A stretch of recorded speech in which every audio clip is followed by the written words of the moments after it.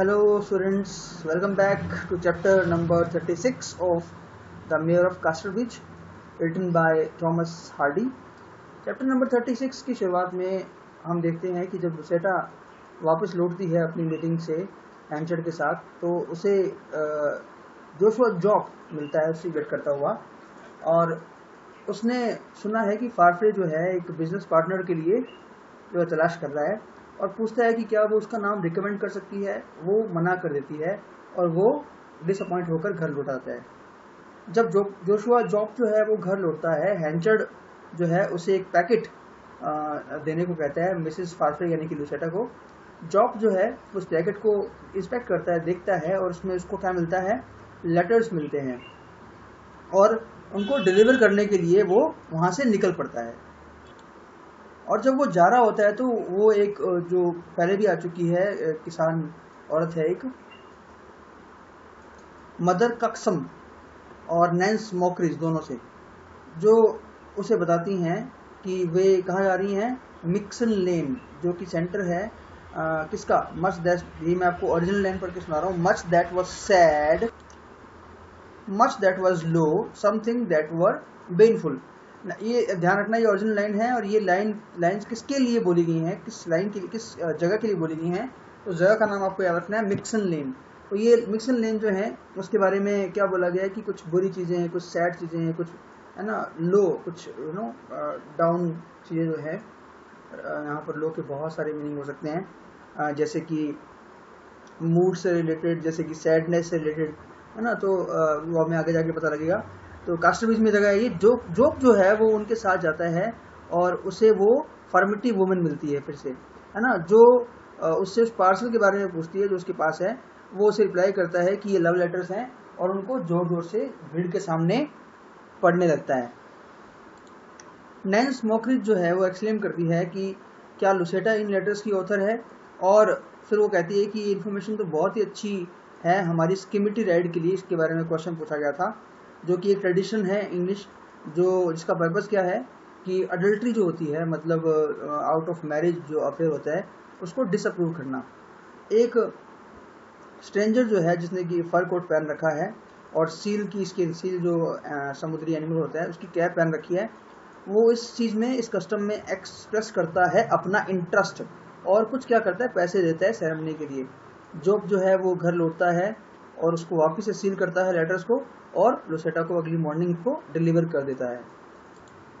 और इसी के साथ हमारा चैप्टर नंबर 36 खत्म हो जाता है।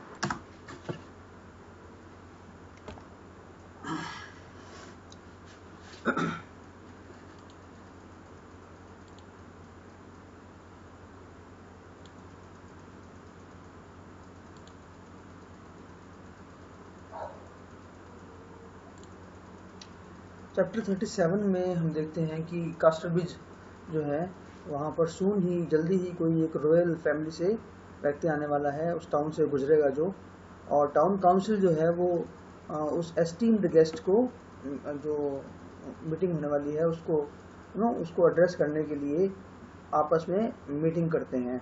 हैंचर्ड उस मीटिंग के बीच में आता है और पूछता है कि क्या वो भी पार्टिसिपेट कर सकता है। फारफ्रे जो है वो कहता है कि हैंचर्ड का इन्वॉल्वमेंट सही नहीं रहेगा, बिकॉज हैंचर्ड जो है वो काउंसिल का मेंबर नहीं है। हैंचर्ड ये कसम खाता है कि वो अपने ही तरीके से उस रॉयल व्यक्ति का वेलकम करेगा। और वो स्पेशल डे आता है जब शाही गाड़ी जो है वो रुकती है, तो एक ड्रंकन हैंचर्ड, मतलब पिया हुआ, पियक्कड़ एकदम, जो है वो खड़ा हो जाता है, अपने हाथ में एक खुद का बनाया हुआ झंडा है वो लहराता हुआ, है ना। फारफ्रे जो है वो फोर्सफुली, मतलब जोर से, ज़बरदस्ती से उसको, हैंचर्ड को घसीट कर ले आता है, साइड में ले आता है, यानी कि उस कैरियज के सामने से, उस गाड़ी के सामने से हटा कर ले जाता है। और चैप्टर 37 जो है इस तरह से इस घटना के साथ ही ख़त्म हो जाता है। चैप्टर 38 में फारफ्रे ने जो ट्रीटमेंट किया है हैंचर्ड के साथ घसीटने वाला, उससे बहुत ही गुस्सा हो जाता है। वो फारफ्रे के घर पे एक मैसेज छोड़ता है कि फारफ्रे उसको जो अनाज के भंडार है, ग्रेनरीज हैं, वहाँ पर मिले। जब फारफ्रे वहाँ आता है तो हैंचर्ड जो है उसने अपनी एक बाह को, अपने एक बाजू को, एक आर्म को बांध लिया है ताकि वो बराबर लग सके। अब देखिए, हैंचर्ड एजड है, उसके बावजूद भी इस घटना से हमें पता लगता है कि वो काफ़ी पावरफुल है ना, उसके जो बॉडी स्ट्रक्चर है काफ़ी पावरफुल है।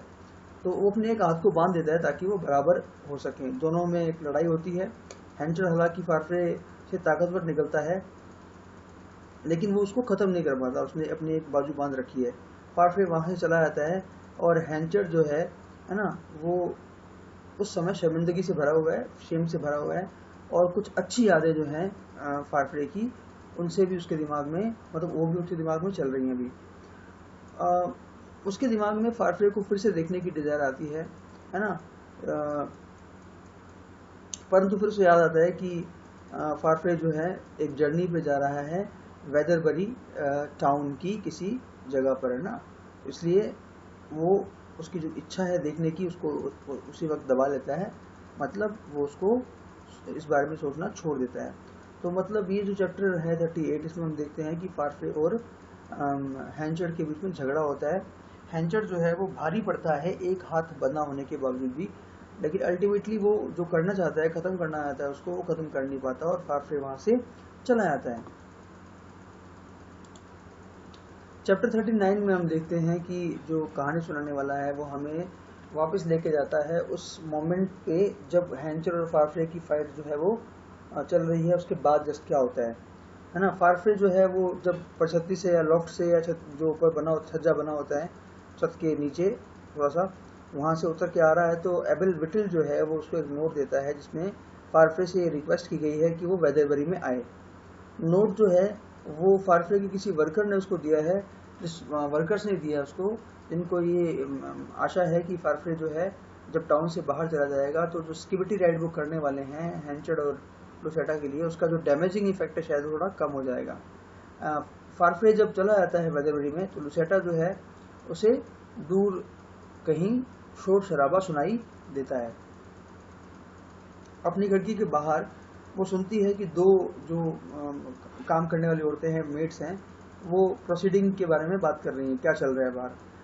वो बताती है कि दो फिगर्स जो हैं वो एक दूसरे से कमर लगाकर बैक टू बैक जो है डोंकी पे, गधे पे बैठे हुए हैं, है ना, और उनकी पैर निकाली जा रही है कास्टरब्रिज की गलियों में।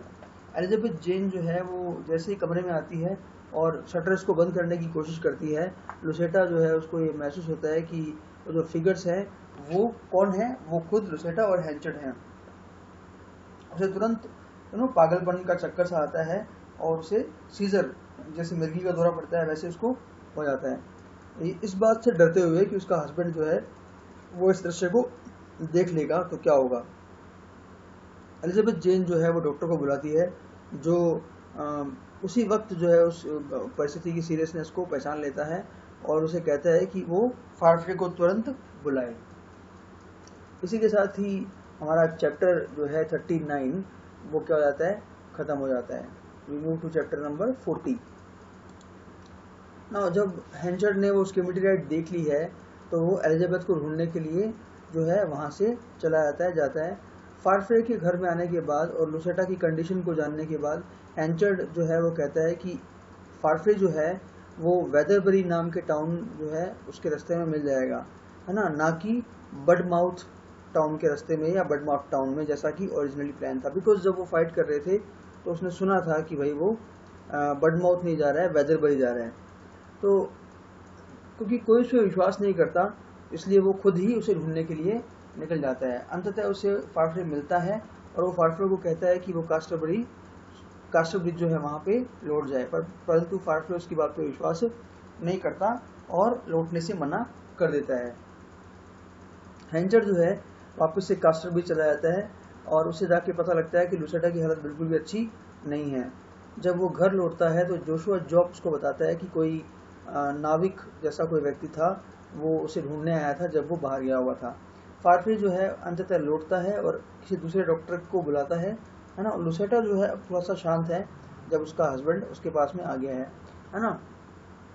वो पूरी रात उसके पास बैठा रहता है, जबकि हैंचर जो है वो गलियों में घूम रहा है ना, क्या इंक्वायरी करते हुए कि पेशेंट की हेल्थ कैसी है। अगली सुबह जो है एक नौकरानी उसे बताती है कि लुसेटा जो है वो मर गई है, मतलब लुसेटा की डेथ हो गई है। इसी के साथ चैप्टर नंबर 40 क्या हो जाता है, ख़त्म हो जाता है।